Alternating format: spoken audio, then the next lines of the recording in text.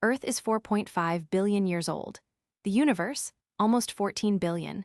That gives life a 9 billion year head start somewhere else. So whereas everyone, we've scanned the skies for decades. Nothing, total silence.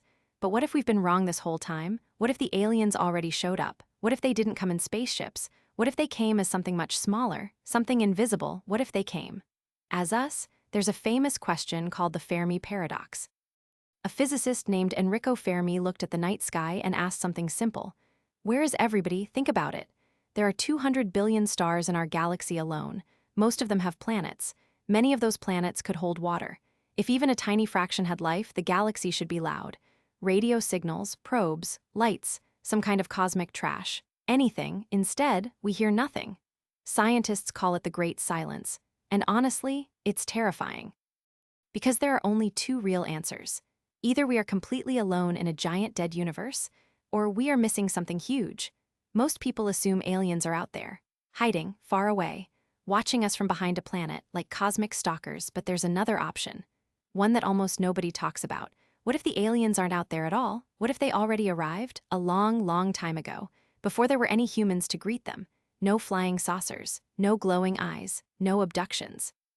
Just tiny invisible passengers, hitchhiking through space, looking for a new home, and what if they found one, and what if that home was Earth? And what if their great-great-great-great-grandkids are the ones watching this video right now? Here's where it gets wild.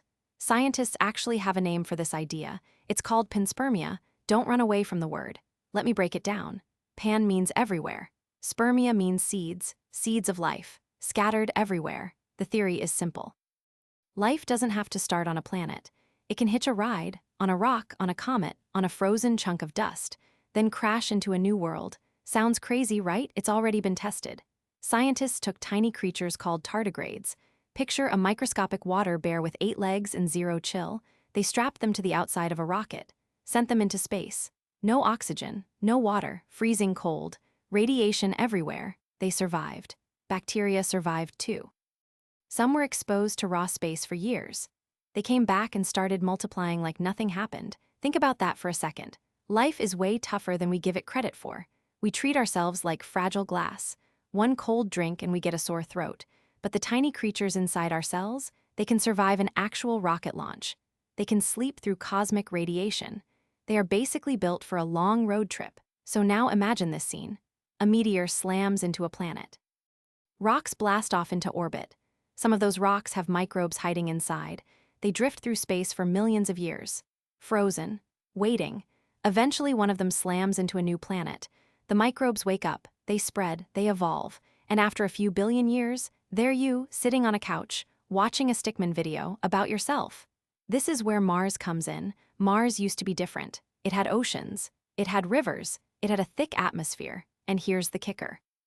Mars became habitable before Earth did. Let that sink in. Mars was ready for life, before Earth was even warmed up. Some scientists believe life could have started on Mars first, then a massive asteroid hit. Chunks of Mars flew across space. Some of them landed here, and those chunks carried passengers. If that's true, we didn't come from Earth.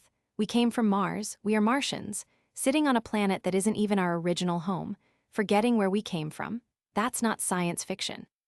That's a real hypothesis, studied right now by actual NASA scientists with budgets and lab coats and very nervous coffee mugs, and here's something even crazier. Scientists have actually found amino acids inside meteorites that crashed into Earth. Amino acids are the building blocks of life, the literal Lego pieces of every living thing, and we found them on space rocks, not made by us, made out there, just floating around the cosmos, waiting to land somewhere warm enough to do something interesting. Okay, let's say it's true. What does that actually mean? First, it changes what the word alien even means.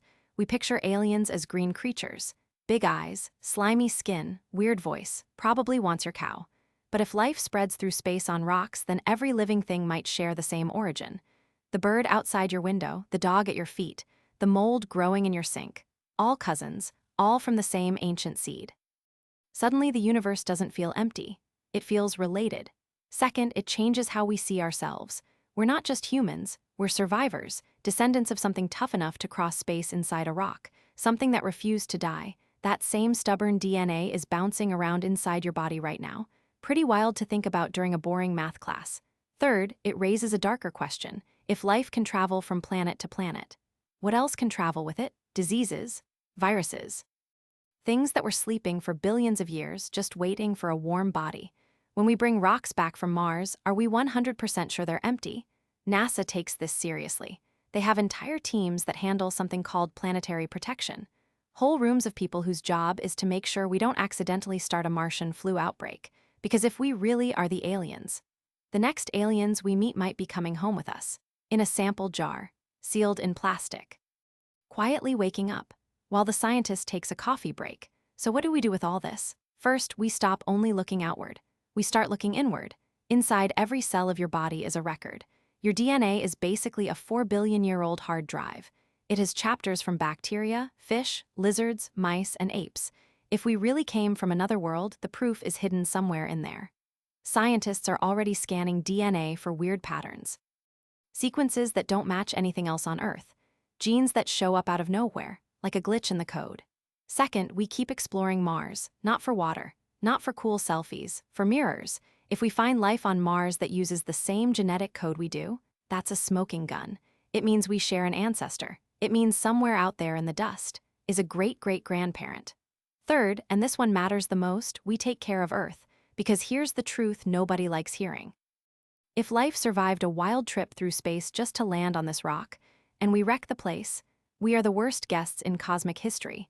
Imagine your ancestors crossing oceans of black space, dodging asteroids, surviving radiation, holding on for billions of years, just for you to throw plastic in the sea and call it a day.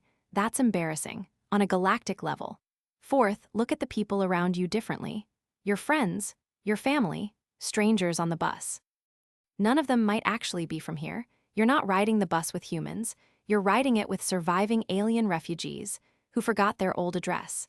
Next time someone cuts you in line, just remember, we all came a long way to be here. Have a little patience. We're all just tourists, and tourists eventually go home. We spent 100 years searching the sky for visitors, pointing telescopes, sending probes, listening for any tiny beep. And the whole time, we never checked the mirror. Maybe the great cosmic mystery isn't out there. Maybe it's sitting in your chair, breathing, blinking, scrolling, watching a video about itself. We assumed aliens would come from somewhere strange, with strange skin, strange thoughts, strange machines, but maybe the strangest visitor of all is the one with your face. So tonight, when you look up at the stars, don't just wonder if they're looking back. Ask yourself something heavier, something quieter.